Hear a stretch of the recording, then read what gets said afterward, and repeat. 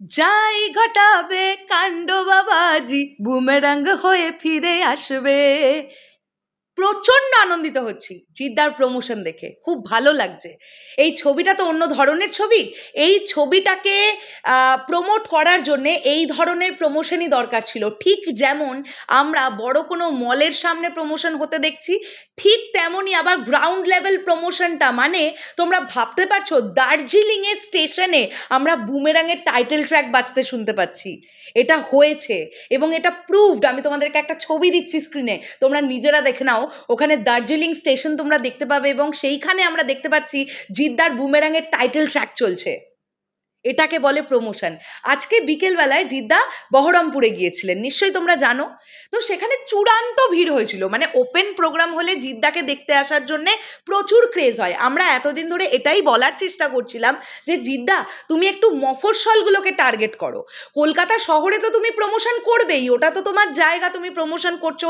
South city হোক, আমাদের অন্যান্য যে কোনো জায়গায় হোক, যে কোনো মলে হোক, সে তো করছোই। তুমি একটু মফস্বলগুলোকে টার্গেট করতে হবে। তো ফাইনালি যেটা দেখতে পাচ্ছি যে আজকে বহরমপুরে উপচে পড়া ভিড় ছিল। কিছুদিন আগে যখন কালনাতে জিদ্দা মাচার একটি প্রোগ্রাম করতে এলেন, সেখানে লোক দাঁড়ানোর জায়গা ছিল না। মানে কি বলবো, প্রচুর লোক অসুস্থ হয়ে পড়েছিল এত ভিড়ের মধ্যে, এত মানে ভিড় হয়েছিল জিদ্দাকে দেখতে যাওয়ার জন্য। তো এই মানুষগুলো যখন সামনে থেকে এই মানুষটাকে দেখতে পায়, তখন তাদের মধ্যে একটা এক্সাইটমেন্ট কাজ করবেই, যাই দেখে আসি সিনেমাটা কেমন হচ্ছে। এই তো জিদ্দা আমাদের বাড়ির সামনে এসেছিলেন, এখানে এসে প্রমোশন করে গেছেন। এই বিষয়গুলো কিন্তু আজও গ্রামে মফস্বলের দিকে ঘটে বন্ধুরা। এবং আগামী 2 তারিখ বিকেলবেলা 5টার সময় সাউথ সিটি মলে জিদ্দার বুমেরাং টিম প্রমোশন করতে আসবেন। নিশ্চয়ই তোমরা এটা জেনেই গেছো, এটা গতকালের খবর, আমি তোমাদেরকে এখন বলছি। আনফর্চুনেটলি 2 তারিখে আমি প্রেজেন্ট থাকতে পারবো না, কারণ ওই দিন আমি কলকাতাতেই থাকবো। কিন্তু ভীষণ ইম্পর্টেন্ট একটা ইনভিটেশন আছে আমাদের, একদম ফ্যামিলি রিলেশন। তো ওই সময়টায় আমি সন্ধেবেলাটা ওইখান থেকে বেরিয়ে এসে এই প্রোগ্রামটা অ্যাটেন্ড করতে পারবো না বলেই যেতে পারবো না। নাহলে জিদ্দার ইভেন্ট আমি মিস করি না, তোমরা জানো আমি লাস্ট ট্রেলার লঞ্চ ইভেন্টেও গিয়েছিলাম।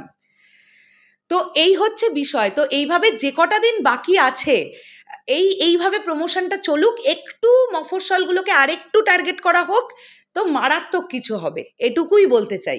এবং চাই এই প্রজেক্টটা খুব ভালোভাবে ওয়ার্ক করুক। এই প্রজেক্টটা খুব ভালোভাবে ওয়ার্ক করা প্রয়োজন, খুবই দরকার। দেখা যাক না, এতদিন যে অডিয়েন্সগুলো বলছিল না যে জিদ্দাকে শুধু ঢিসুম ঢিসুম মারামারিই করতে দেখি, একটু অন্যরকম কেন কিছু ট্রাই করছেন না, এবারে অন্য রকমই ট্রাই করছেন। এইবারই তো দেখার পালা যে বাঙালি দর্শক কিভাবে ছবিটাকে নেয়। বক্স অফিস কালেকশন সেই প্রমাণ দিয়ে দেবে। সবার কাছে এটাই অনুরোধ, আপনারা সিনেমা হলে গিয়ে বুমেরাংটা দেখুন। আশা করছি একটা দারুণ ফিলিংস নিয়ে আপনারা বেরোবেন এবং সিনেমাটা দেখে বেরোবার পরে আর 5টা লোককে বলুন যে আমরা তো সারাদিন নিজেদের লাইফ নিয়ে অনেকেই ফ্রাস্ট্রেটেড থাকি, আমাদের খুব ক্লান্তি থাকে। সেই ক্লান্তিটা থেকে বেরোনোর জন্য যদি 2 ঘন্টা 2.5 ঘন্টার একটা সিনেমা আমাদের একটা চূড়ান্ত লেভেলের এন্টারটেনমেন্ট প্রোভাইড করতে পারে, আমরা কেন দেখতে যাব না সেই ছবি? আমাদের বাংলা ইন্ডাস্ট্রি থেকে তৈরি হচ্ছে এই ছবি। শেষ করলাম ভিডিওটা, দেখা হচ্ছে আবার খুব শীঘ্রই নতুন কোনো ভিডিও নিয়ে। এখনের জন্যে টাটা।